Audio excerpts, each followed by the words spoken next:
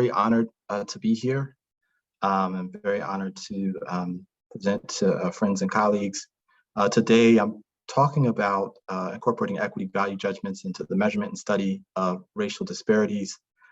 Going to focus on an analysis where sort of we have a disparity and we want to identify what factors we could use to build an intervention around to reduce that disparity, but the principles of how we define the disparities that are implicit in this talk actually apply more broadly beyond this particular type of analysis.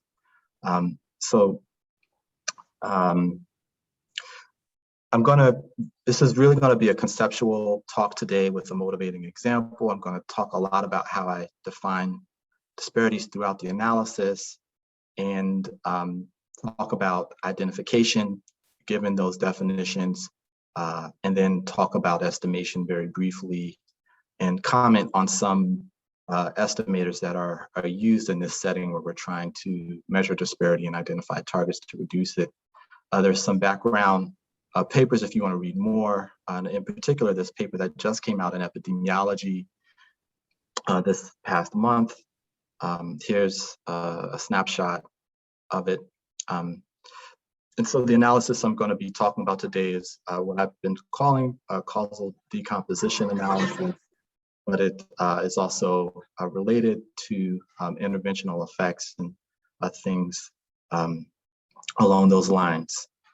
So just as a point of motivation, we've been aware of health disparities for a long time, a very long time, and at least since the 90s, they've been a part of our public health priorities. It's part of the Healthy People Report. And the goals have evolved over time, first introduced in 2000 to reduce disparities and then eliminate disparities in 2010, and to ultimately achieve health equity. But when we think back and ask, where are we and how have we done despite having these metrics that revolve around health disparities, we still see that in many areas of public health and clinical medicine, stark disparities remain. And this cuts across areas when you think about cancer outcomes or post-surgical outcomes, or even most recently in the COVID-19 pandemic, you see disparities in infection and in hospitalization and overall mortality. So we have a long way to go. I think what's really striking for me is when we think about subclinical risk, you see stark disparities. So this is data from the National Health and Nutrition Examination Survey, NHANES, over a period of about 20 plus years.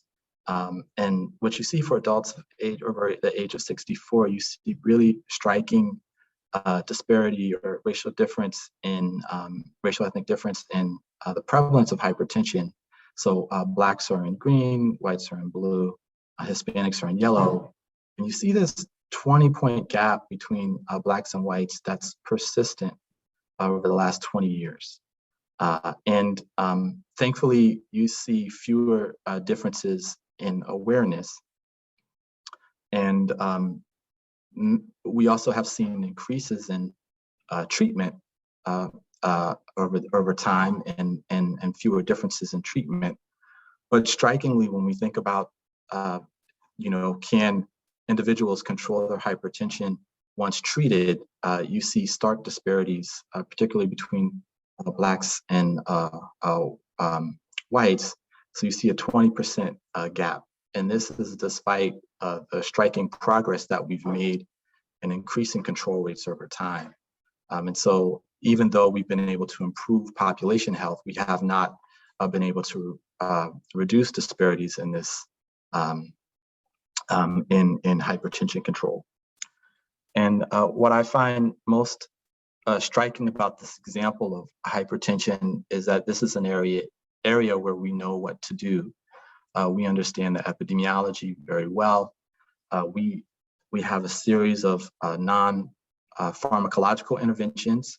So the American Heart Association has this nice collection called Life's Simple 7, which is a series of non-pharmacological approaches to reduce blood pressure, including weight loss, maintaining a healthy diet, reducing sodium intake, increasing potassium, maintaining some form of physical activity, and moderating alcohol. And they all have clinically significant effects on systolic blood pressure. And likewise, we also have a lot of therapeutic options too. So the American College of Cardiology has really detailed clinical guidelines that incorporate comorbidity and treatment staging and failure. And these all involve medications, a wide class of multiple classes of medications that have been evaluated in randomized trials that each show clinically meaningful effects on systolic and diastolic blood pressure. And so this is an area where we understand epidemiology, we have effective interventions, and yet we still see these striking disparities in hypertension prevalence and in hypertension control once treated. And what I find most striking is that we actually have evidence that it's possible to close these gaps. So this is data from Kaiser Permanente. The line on the top shows the hypertension control rate among whites in their healthcare system. The bottom line shows the control rates among Blacks, and the bars represent the difference between these two lines, the disparity. And you can see that they were able to close the gap from about 8 points to about 4 points over time.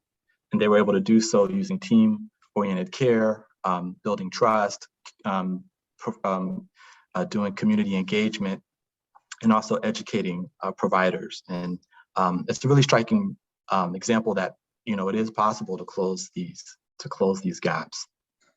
And so that's really the motivating example that I'm going to use to sort of talk about what I want to present today. Suppose we're in a healthcare system and we observe racial differences in hypertension control. We want to measure those disparities and think about policies and interventions to reduce them. And so we're going to do this decomposition analysis to sort of guide us along this way. And so if we were in this setting, we might do an observational study where we enroll patients who perhaps at the point of their primary care visit, retain those who have a prevalent diagnosis of hypertension in the past 6 months. And during that time, we might want to measure covariates, including their comorbidities, measures of socioeconomic status, and perhaps their also some demographics, like maybe their age and sex, definitely race and ethnicity. And then we're going to measure their outcomes about 6 months later, so whether or not their hypertension is controlled. And then just after the index date, we're going to measure to see if the PCP intensified their treatment. And we're measuring this because this is a factor that we want to see if we designed interventions to reduce disparities in treatment intensification, how would that reduce disparities in hypertension control? And so we have this sort of observational study that we could do to carry out this analysis. If we laid everything out on a graph,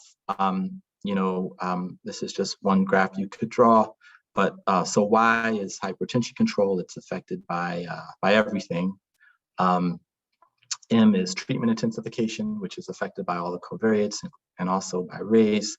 And then we've got 3 series of covariates: demographics, which includes perhaps age and sex; SES, which might include insurance and income or level of educational attainment; and clinical factors that might guide treatment, which might include the baseline value of blood pressure at the index visit, also perhaps chronic kidney disease and diabetes as well, and perhaps other measures of cardiovascular diagnoses. I have this H on here just to depict historical processes, namely aspects of structural racism that have resulted in correlations between race and SES and also demographics. So for example, racial ethnic minorities, because of federal policies, federal housing policy, Jim Crow and lending policies are often born into neighborhoods that are of lower SES, and that happens through historical and also contemporary practices too. And then also there can be associations between demographic patterns and race because of these aspects too. I'm omitting some arrows from the graph to keep it simple. So, so this decomposition analysis, so we want to measure disparities and see if intervening on a target, we could reduce it. So it really is a what if question. So we observe the hypertension control rate for our Blacks, and then we observe the hypertension control rate for whites. And then our what if question is, what if Blacks had received the same rate of treatment intensification as whites, what would their hypertension control rate be? And so that leaves us with sort of three quantities. One is our observed disparity, which just compares the observed rates between whites and Blacks. And then we've got the reduced and residual disparity, which the reduced is comparing the control rate among Blacks compared to the counterfactual rate among Blacks, where we've removed disparities in treatment intensification. And we've got this residual disparity where, again, this is the counterfactual rate among Blacks, and we're comparing that to the observed rate among whites.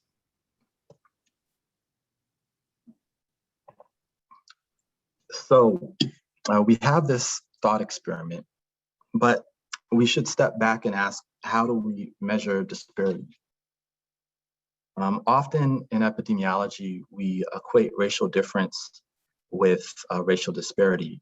But when you look at the bioethics literature, they actually are a bit clearer.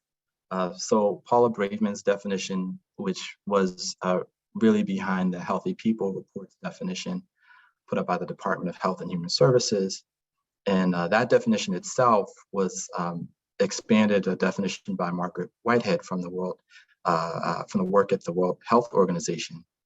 They would define a racial disparity as a racial difference that is systematic, avoidable, and one that adversely affects socially disadvantaged groups.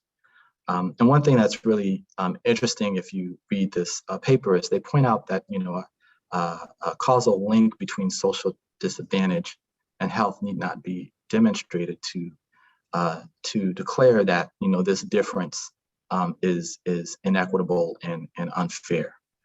So vis-a-vis a disparity measure doesn't need to be a causal effect of race or SES. Another definition that's widely used is the Institute of Medicine's report, Unequal Treatment. And there they defined a disparity in healthcare, which is what they were focusing on, as a racial difference that's not due to differences in access to care, clinical needs, or preferences for care. And I'm putting asterisks by access to care and preferences for care because these are often debated. So both definitions emphasize this concept of allowability. And right now we're thinking about defining disparity in hypertension control, and so calling this outcome allowability. And so allowable sources of difference are ones that we might consider fair sources of difference that don't contribute to unjust disparity, things that we would adjust for in our when measuring disparity to take their contributions off the table. And non-allowable sources would be unfair sources of difference that do contribute to unjust difference that we wouldn't adjust for to keep their contributions on the table. And so in our example, when we're thinking about disparities in our outcome hypertension control, race, R, might be associated with it in many ways. We know in clinical samples, Blacks are more often younger, have a higher proportion of females, which could predict better hypertension control. We also know that Blacks often have a higher proportion of or a higher prevalence of comorbidity at baseline, which also predicts, which in this case would predict worse hypertension control.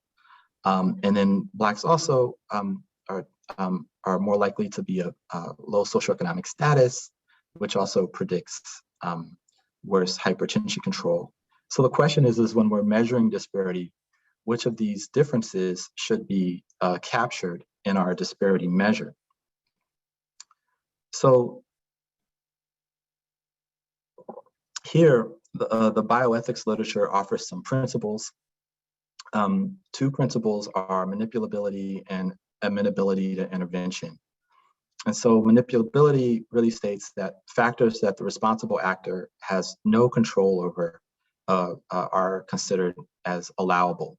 So they would be adjusted for and not contributing to the disparity measure. A counter argument to that is whether or not those non-manipulable factors are amenable to intervention, meaning that non-manipulable factors that have addressable effects would be considered non-allowable, i.e. contributing to disparity and not adjusted for, if they adversely affect marginalized groups. So the idea is that if the non-manipulable factors that predict worse hypertension control are more common among the marginalized group, i.e. more common among Blacks, and if the effects of these factors can be addressed, disparity would result if they were not equitably addressed. And so using these, let's think through whether we should treat these various covariates, set of covariates as allowable. So should we treat age and sex as allowable when measuring disparities in the outcome? Well, age and sex are not manipulable. And even though they have addressable effects on hypertension control, Blacks are actually advantaged on these factors. And so their differences don't contribute to disparity. So in this case, I would treat age and sex as allowable when measuring disparities in hypertension control so that they don't artificially diminish disparity. So they don't mask disparity. An example I like to give here is that makes it plain is if you were just measuring disparities in inpatient COVID-19 mortality and you didn't adjust for age, many reviewers would scream at you, and I think rightly so, because it could mask the age difference in the samples and in the strong relationship with age and the outcomes could artificially lower the disparity estimate. So should we treat clinical factors as outcome allowable? Well, in this case, comorbid conditions predict worse hypertension control. And at the point of care, comorbid conditions aren't really modifiable by the clinician or the system, healthcare system. However, they can be managed for better outcomes. And so because they're more common among Blacks, we would have disparity if this management was not done equitably. So I would argue that in this case, we would want to treat clinical factors like the diagnosis of chronic kidney disease or diabetes as non-allowable and not adjust for them when measuring disparities in hypertension control so that those differences do contribute to disparity. What about socioeconomic status? We know that low SES predicts worse hypertension control, and again, the clinician can't change the patient's occupation or their education or their income. However, they can link their patients to social supports, which is more and more becoming recognized as part of good clinical care. And so because low SES is more common among Blacks, if this linkage is not done equitably, it could contribute to disparity. And so I would treat, in this case, SES as non-allowable when measuring disparities in hypertension control and not adjust for it so that, again, those SES differences across race actually contribute to differences in hypertension control.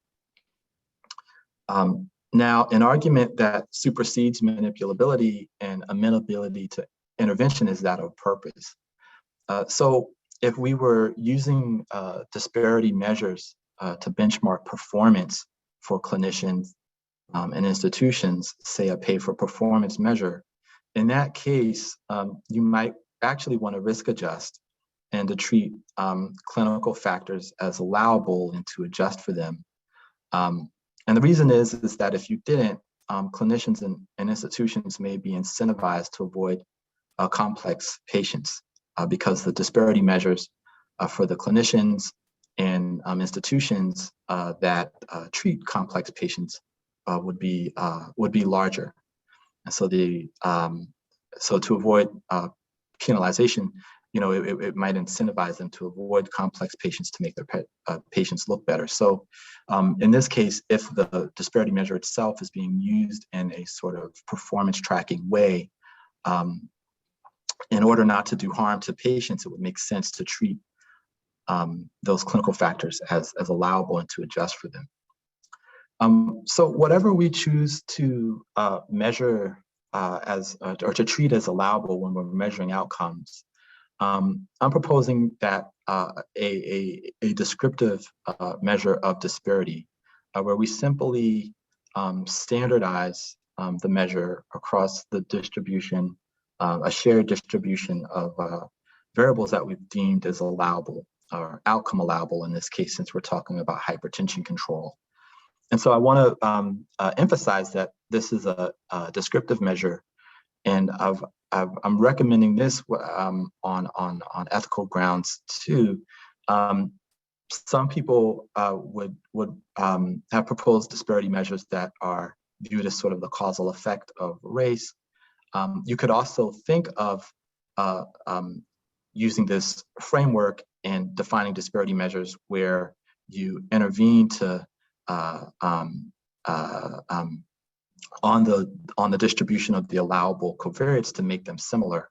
But I'm not doing that here. And the reason is because I believe that disparity measures should be observable as much as possible with real data.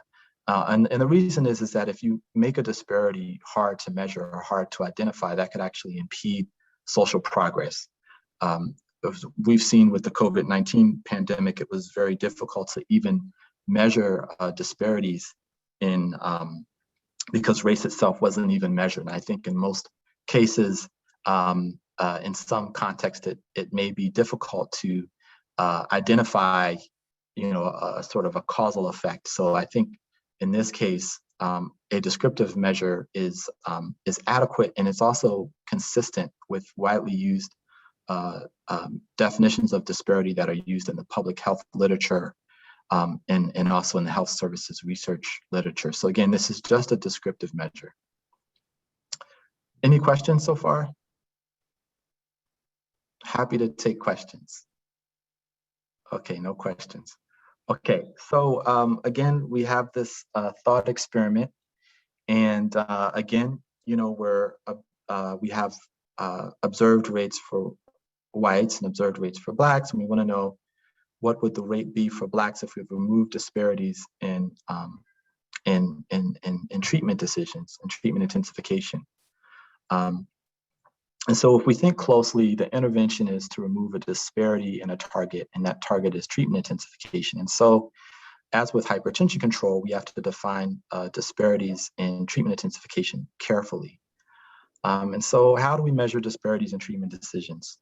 So again, we have some guidance from the health services research literature, and there they rely heavily on the Institute of Medicine definition. Again, that definition defines disparity as differences that are not due to differences in access to care, clinical needs, or preferences to care. Whether or not access to care is included depends on the level. So if you're looking at disparities at the clinician level, you might not include them. But if you're looking at the institutional level, thinking about the institution as the actor, you want to include these differences. And then preferences for care, if you thought about treatment preferences as being impacted by historical trauma or historical oppression, you actually might want to include differences, these differences that go on to impact differences in treatment. So underlying this definition, again, is the concept of allowability. And in the health services research literature, they've talked about allowability quite a bit. Benjamin Cook and Alan Zaslavsky across the way at HMS have done a lot of thinking along those lines.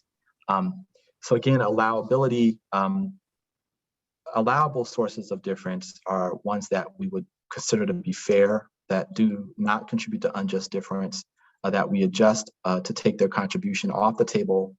Non-allowable sources would be ones that we consider to be unfair, ones that we don't, ones that we consider as not contributing to unjust difference, so that we don't adjust for these to keep their contributions on the table.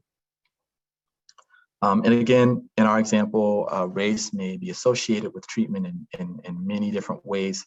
So again, in clinical samples, Blacks are often younger, have a high proportion of females, which could predict more or less treatment intensification.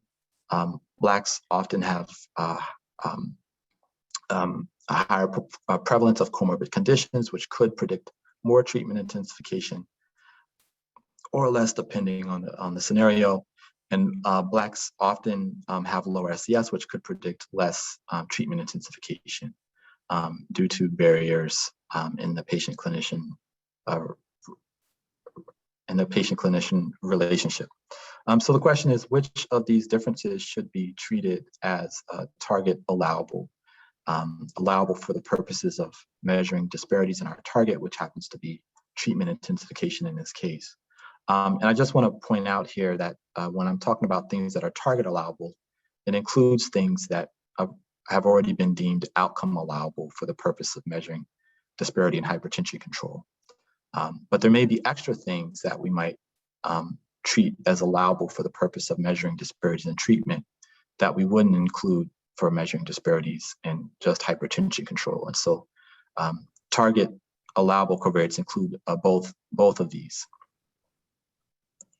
So I believe that underlying the Institute of Medicine definition is really this broader principle of social contract, which says that the criteria that society has agreed should ideally govern how a good is distributed should be considered as allowable and adjusted for to take those contributions off the table.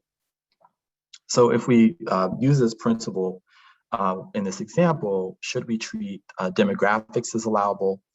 Well, most treatment guidelines do have age and sex-specific guidelines, and so in this sense, it would make sense to treat demographics as target allowable, i.e. to adjust for them when thinking about disparity in treatment intensification. What about clinical factors like baseline diagnoses of say chronic kidney disease or diabetes or baseline values of blood pressure?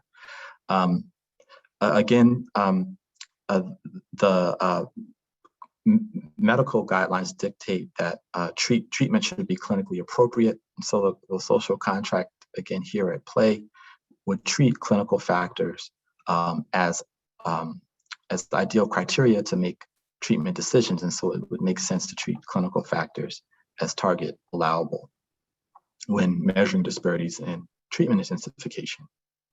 What about socioeconomic status? This is an interesting one. Treatment guidelines usually don't base treatment decisions on SES, as doing so would preserve racial differences in treatment that operate through racial differences in SES. The intervention would not only be inappropriate, but it would also be inequitable. So I would argue that in this case, it would make sense to treat SES as non-allowable when thinking about measuring disparities in treatment intensification. Now, I think this example raises a great point about the social contract. So sometimes when I've talked with others, they say, well, we actually do make treatment decisions based on SES and the ability to pay. And I think really it revolves around an ideal social contract, right? And so some people have different values or ethical principles about what that contract should be. So in some countries, treatment is less based on the ability to pay, whereas in other countries, they are, such as the U.S., SES does factor in through sort of the insurance scheme that you have. But really, when you're thinking about interventions, the question is, do you want to preserve those differences, or do you want to operate under an ideal social contract? And I believe most people working in equity would probably favor a social contract where SES does not determine whether or not you get clinically appropriate treatment. So again, the treatment is a very fascinating subject. So some treatment decisions, if we step outside of this example for just a second, some decisions like organ allocation are actually more complex. They actually involve the distribution of scarce resources. And in these cases, even if the social contract is fair, the overall allocation may be unfair if there are racial disparities in the criteria. So if you were interested in thinking beyond the clinic level, beyond the institutional level, at a societal level, if you were thinking about these broader patterns of treatment, non-treatment, and lack of access to treatment, in that sense, it could make sense to treat the criteria as non-allowable and to not adjust for them. So whatever you choose to treat as allowable, I'm defining the implicit disparity in treatment intensification that we're going to remove by stratifying on the factors that are deemed as target allowable, which includes, again, the factors that we've defined as allowable for the purposes of defining disparity in hypertension control, and then also these additional factors that we may adjust for, say, for example, baseline values of chronic conditions. And so in the decomposition analysis, we're really intervening to remove this disparity in treatment intensification within levels of this of these allowable covariates. And so now we're ready to define our estimate, or what it is that we want to estimate in this analysis. So we have, again, our outcome disparity is defined by allowable covariates. And so the reduced disparity, how much the hypertension control disparity would change if the treatment intensification disparity would removed. If you look at it, it's just defined in terms of those outcome allowable covariates. However, the intervention itself is defined in terms of the target allowable covariates, which includes the outcome allowable covariates and any additional covariates that were needed to establish an allowability set for treatment. And so the key takeaway from this slide is that the disparity measure itself is not defined in terms of non-allowable covariates, and it's not defined in terms of these additional target allowable covariates. It's just defined on your ethical choices about what should be adjusted for when measuring disparity in the outcome, whereas the intervention itself is defined in terms of what you consider should be considered allowable when defining a disparity in your target that you want to remove. So to make things a little bit more concrete here, if we suppose we chose as outcome allowable age and sex, our disparity measure, our observed disparity, our reduced disparity measure, our residual disparity measure, they would all be standardized for age and sex. but they wouldn't be standardized for, say, comorbidities or for SES. Now, the intervention that's implicit here when we're looking at this residual disparity, this is the disparity that remains after we've removed disparities in treatment intensification. And again, that intervention has been done within levels of clinical factors and demographics, but not within levels of SES. And so, because this is Harvard Department of Epidemiology, we have to talk about causal inference and linking these to observed data under assumptions. And so there are a series of assumptions that we can use to identify these estimates. We have a few common support assumptions, conditional exchangeability assumption, and a positivity assumption, a consistency assumption. And I think it's important to talk about the identification because this is where you see how the allowable covariates and the non-allowable covariates can be treated differently in the analysis. So number one, to identify this, we need to be able to balance the outcome allowables across race. So we need a target distribution where we have common support. And here we're just using the distribution across the pooled population. And so in this cartoon sort of example, we see that it's satisfied. We also need a common support assumption. So to estimate the disparity reduction or residual, we also need to be able to do the following for each level of the allowables, and that's to replace the treatment intensification distribution among whites, among blacks with that of whites. So essentially you see this is the distribution for whites, this distribution for blacks. We need to be able to shift this entire curve up to where the whites is, and we can do that because the support that's found among whites actually exists among blacks. We also need a conditional exchangeability assumption, and this is where essentially we're trying to identify the effect of treatment intensification. So among blacks, because that's the group that we're intervening on in our estimates, that those with treatment, those who have their treatment intensified versus not intensified in the actual data are exchangeable given the outcome allowables, any additional target allowables, but also non-allowable covariates like SES. So in the choices I had made earlier, we had treated demographics and clinical factors, demographics as outcome allowable, clinical factors as additionally target allowable, but we didn't want to use SES to define disparities in the outcome or in the target, yet we need it for identification. And it turns out that you can identify these effects without using SES to define your outcome disparity measure or your equalization of treatment intensification.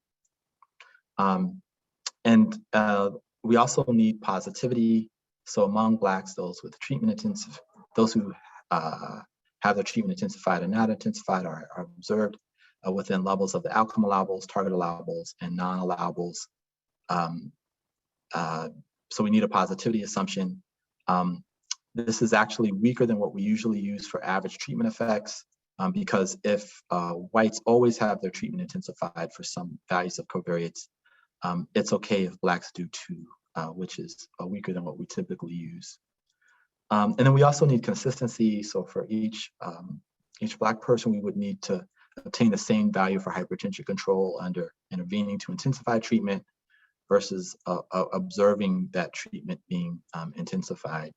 So if we do that, we can estimate the observed, the reduced, and the residual disparities.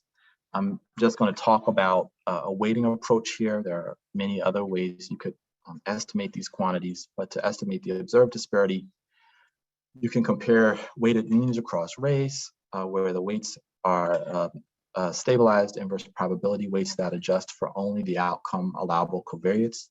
So for blacks, the numerator is the probability of being black, and the denominator is probability of being black given age and sex, or the outcome allowables. And for whites, it's analogous, where the numerator is the probability being white, the denominator is the probability of being white given the outcome allowables. And of course, these can all be, these components can be estimated from a logistic regression of race on the allowable covariates. You take their predicted values and you can construct these weights. Now the reduced disparity, again, can be taken as a comparison of weighted means across Blacks, where in the first case, we use that stabilized inverse probability weight that we just mentioned, but now we have this, this different weight. And so this different weight is where we've taken that stabilized inverse probability weight, and we're multiplying it by a certain factor.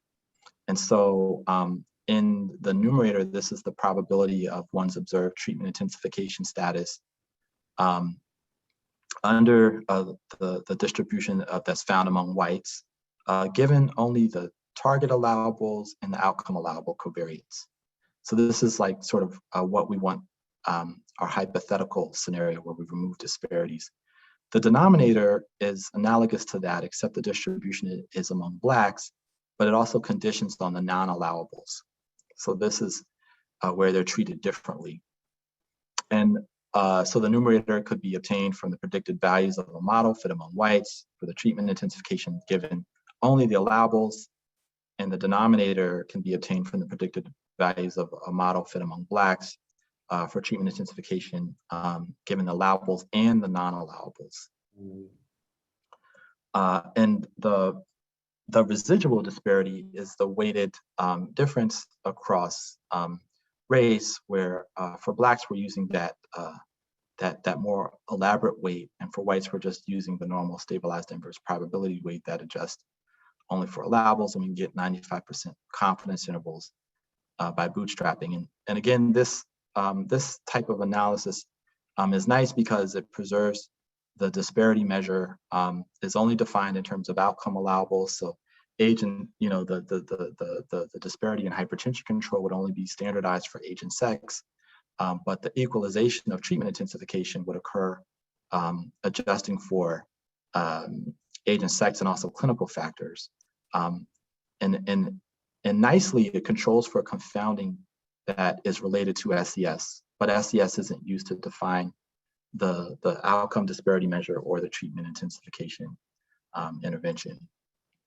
And so when we compare this approach to other sort of what are now, you could argue, are off-the-shelf approaches for answering this type of question, is that other estimators can be mapped to counterfactual disparities under a hypothetical intervention. So for example, we have natural indirect effect estimators, or their analogs, estimators of path-specific effects. And I'm actually almost done, so I only have a couple more slides. And we also have the Oaxaca blinder decomposition from economics. And what's interesting is when you look at the natural indirect effect estimators, they treat all covariates as outcome allowable and all covariates as target allowable, because they condition the entire analysis on the covariates that you would need to identify the effect of treatment intensification on hypertension control, which would include SES. And so this would violate principles of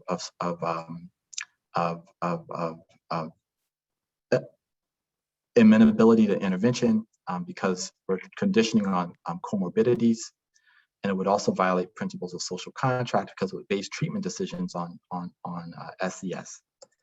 With path-specific estimators, there are two flavors, or at least two flavors. One flavor would treat only, in this case, demographic covariates as outcome allowable, and it would also only treat demographics as target allowable. And again, this would violate principles of social contract, because the intervention would only be to equalize treatment intensification, would only condition on age and sex. So it would ignore whether or not a patient has chronic kidney disease or diabetes, and so the intervention would be clinically inappropriate. Another path-specific estimator would rightly sort of treat demographic covariates as outcome allowable, but treat all covariates as target allowable, which again, like the natural indirect effect estimators, would condition decisions on SES and in addition to clinicians. And again, this violates principles of social contract because clinical decisions should not, in my opinion, be based on SES, as it would be in equitable intervention. Last, there are some reweighting versions of the Oaxaca blinder decomposition. And if you sort of work out the expressions that they have, they're treating no covariates as outcome allowable, which actually in this case, by not adjusting the disparity measure for age and sex, could mask disparity. But then the type of disparity, the type of intervention that it's carrying out to equalize treatment intensification would treat all covariates as target allowable. And again, it would be carrying out an intervention that conditions on SES, which again would violate the principle of social contract. And so again, the stepping back, we want to measure disparity and identify targets for policies and interventions. In doing this, we have to be very careful about how we define disparity. When we're thinking about explanatory factors or targets for intervention, we have to be careful about how we're defining disparities in those factors that we want to remove, in our analysis, so that in each case, both for outcomes and our targets, that they reflect sensible ethical positions and equity value judgments. Often, this could lead to unique estimators and not off-the-shelf estimators. But the nice thing is that, I realize that reasonable people in different situations may make different decisions. And so the real bottom line here is to be explicit about your choices. And that's why in the paper that I showed earlier, the expressions are all written out in terms of allowable covariates and non-allowable covariates, so that investigators can make those decisions for themselves and not be working under arbitrary designations that are imposed by other statistical approaches. So allowability also has implications for design. So, if we're thinking about measuring disparity in our outcome and also in whatever exposure that we're studying, it's important to measure those factors by the start of follow-up before the explanatory factor. And so this is something that could be actually done in the a priori before the data are collected. And so this is a really restrictive case for causal decomposition analysis. This can all be extended to different estimation approaches, different types of outcomes, which I hope to work on in the future. And again, work on practical examples as well. Thank you everyone for listening to this. I hope there was some value to you, and there are some references for you if you want to do some further reading. Thank you very much.